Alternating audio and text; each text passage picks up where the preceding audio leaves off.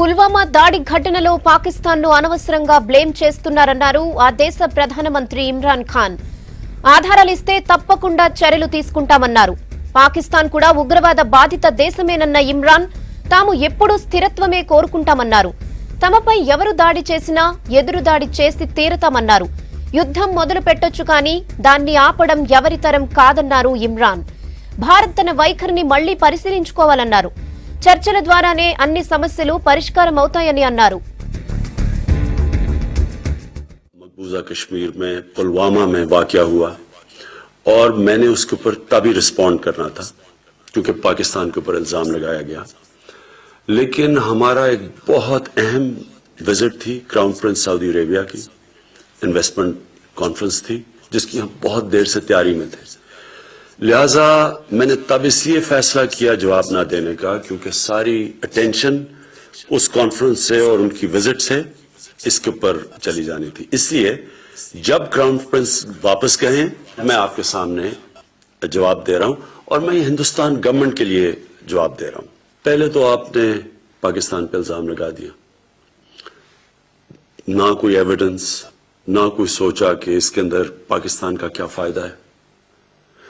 अगर पाकिस्तान इतनी अहम कॉन्फ्रेंस कर रहा था और इतनी विजिट जो क्राउन प्रिंस की थी जो हम इतनी देर से प्लान कर रहे थे, कोई अहमक भी इस तरह का वाकया करेगा अपनी कॉन्फ्रेंस को सैबोटाज करने के लिए? और अगर ये ना भी होती उनकी विजिट, पाकिस्तान को इससे क्या फायदा है?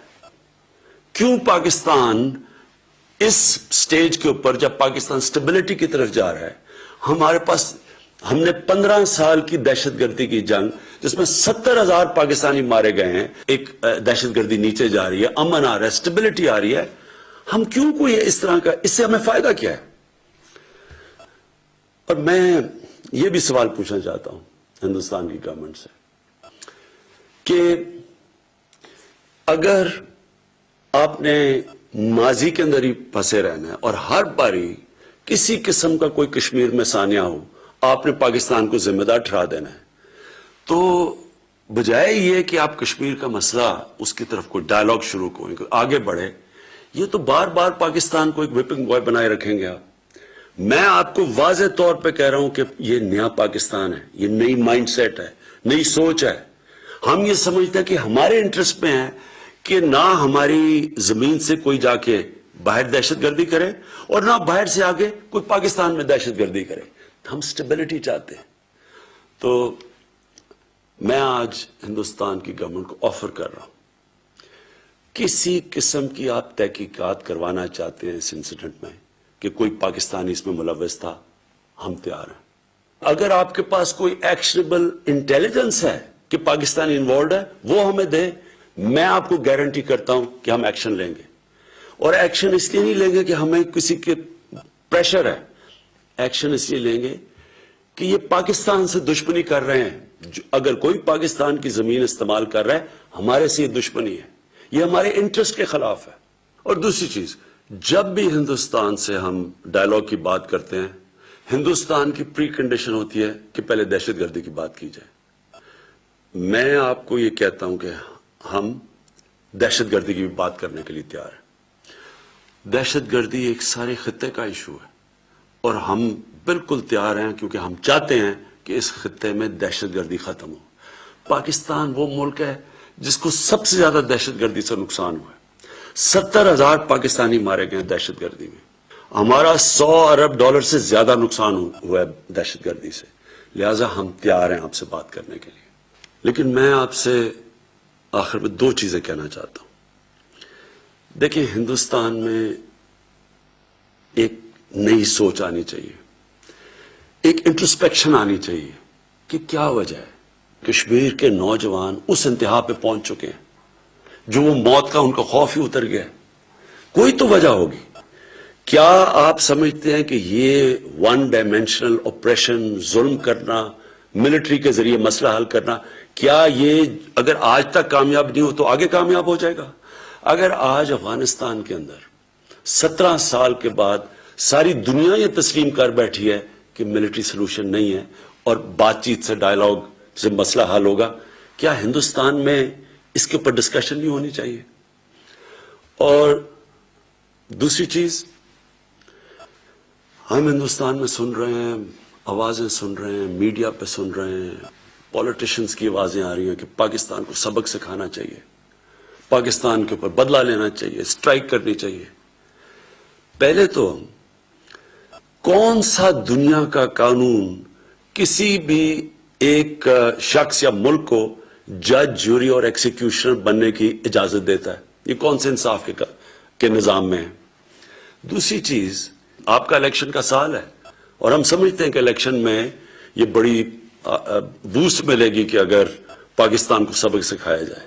अगर आप ये समझते हैं कि आप पाकिस्तान के ऊपर कुछ किसी किस्म का हमला करेंगे, पाकिस्तान रिटेलिएट करने का सोचेगा नहीं, पाकिस्तान रिटेलिएट करेगा।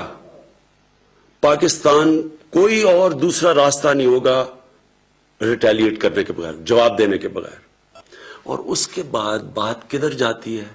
हम सब जानते हैं कि जंग शुरू करना आसान है, शुरू करना तो जंग इंसान के हाथ में होती है, लेकिन जंग खत्म करना इंसान के हाथ में नहीं होती। ये किधर जाएगी बात अल्लाह बेहतर जानता है। इसलिए मैं ये उम्मीद रखता हूं कि बेटर सेंस विल प्रिवेल, हम इसमें अकल करेंगे, हिकमत इस्तेमाल करेंगे और ये मसला जो आखिर में हल होगा, जिस तरह अफगानिस्तान में, ये भी डायलॉग और बातचीत से हल।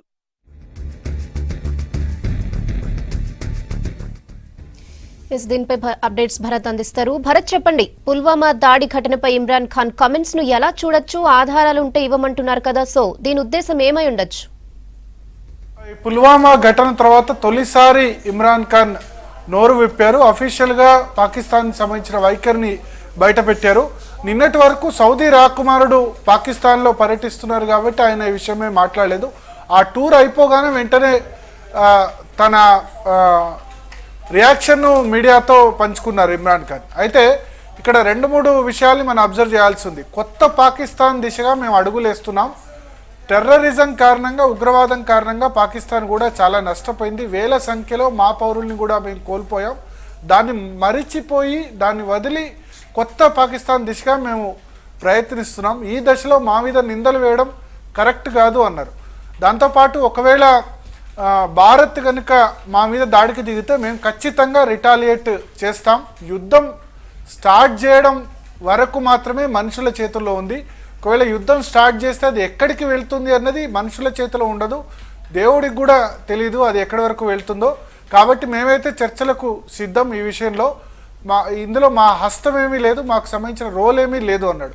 ఒకవేళ మా రోల్ ఉంది అనుకుంటే, అంటే పాకిస్తాన్ సంబంధించిన రోల్ ఉంది అని భారత్కు సాక్ష్యాధారాలు ఉంటే కనుక ఆ సాక్ష్యాధారాలని మాకు అందజేయండి, మేము ఖచ్చితంగా చర్యలు తీసుకుంటామన్నాడు. అయితే ఇక్కడే ఇమ్రాన్ ఖాన్ వాదనలో డొల్లతనం బయటపడుతుంది. ఒకటి ఏంటంటే, ఎటువంటి సాక్ష్యం మాకు వ్యతిరేకంగా ఉన్నా బయట పెట్టండి, చెప్పండి, మేము చర్య తీసుకుంటామన్నారు. ఇప్పుడు ఈ ఉగ్రవాద ఘటన, ఈ దాడి ఘటన జరిగిన వితిన్ హాఫ్ అన్ అవర్లో జైషే మహమ్మద్ ఉగ్రవాద సంస్థ ఇందుకు మేమే బాధ్యులమని ప్రకటించుకుంది. ఆ జైషే మహమ్మద్ ఉగ్రవాద సంస్థ అధినేత ఎవరు? మసూద్ అజర్. మసూద్ అజర్ ఎక్కడున్నాడు? పాకిస్తాన్లో ఉన్నాడు. అంటే బహిరంగంగా జైషే మహమ్మద్ ఉగ్రవాద సంస్థ మేమే దాడి చేశామని చెప్పింది, దాని అధినేత పాకిస్తాన్లోనే ఉన్నాడు. ఇంకా అంతకంటే ఇంకా కావాల్సిన ఆధారం ఏంటి? తర్వాత ఇండియాలో ఏ ఘటన జరిగినా పాకిస్తాన్ సంబంధించిన హస్తం ఉంటుంది. మీరు సాక్ష్యాధారాలు ఇవ్వండి, మేము చర్యలు తీసుకుంటామని ఇమ్రాన్ ఖాన్ చెప్తున్నాడు. బట్ చాలా సందర్భాల్లో సాక్ష్యాధారాలు ఇచ్చినా చర్యలు తీసుకోలేదు. ఎగ్జాంపుల్ తీసుకుంటే 26/11 ముంబై అటాక్స్ ఉన్నాయి.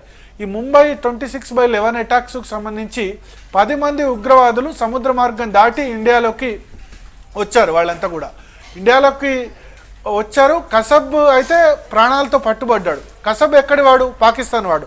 సో పాకిస్తాన్ సంబంధించిన రోల్ ఏది లేదని ఇమ్రాన్ ఖాన్ డినై చేయగలుగుతాడా?